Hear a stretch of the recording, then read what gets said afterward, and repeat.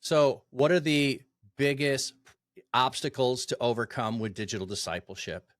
In a lot of ways, I think they're going to be very similar to any of the barriers and the problems you have with discipleship in person. One of the things you have to overcome is building trust. You need to trust the people that you are discipling. They need to trust you.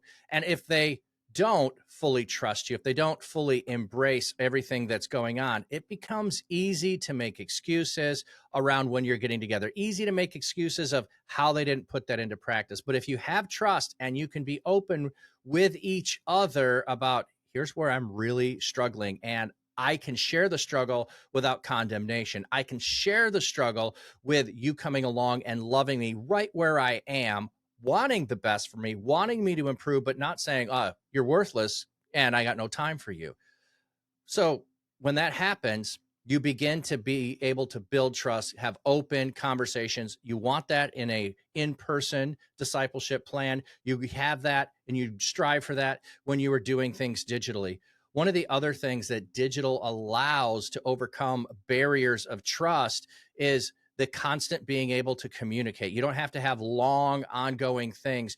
You can just say, hey, what's going on? How are you doing today? Little encouragements along the way. Because one of the things in discipleship at times is you feel lonely, you feel like you're isolated, you're the only one who's struggling. So if you can overcome that barrier and do it by not just saying, well, we have to meet at this time in this place, you can overcome the busyness of life, changes in schedules with just an ongoing check in that might happen throughout the week in a couple of different ways with a genuine curiosity, with words of encouragement, however you might be able to do that on whatever platform you're choosing to connect with each other. Because frankly, there's a lot of different ways. Maybe it's a text message, maybe it's a Facebook post, maybe it's something along those lines that you just tag somebody in. So it's not directed at them, but you're pulling them in with the other things that you're doing for encouragement. So I think a few other barriers are going to be that people need to prioritize it. But honestly, it's the same in person because I have a really busy schedule.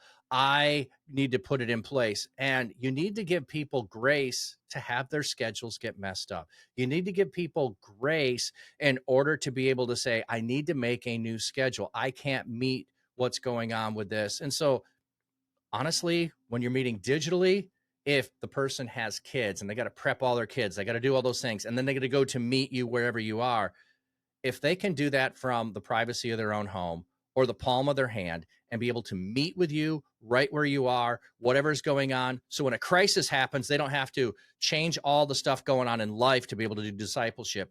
They can take and come and meet you in a short period of time and overcome some of those barriers that we have naturally in getting together in person. We can overcome them by getting together digitally.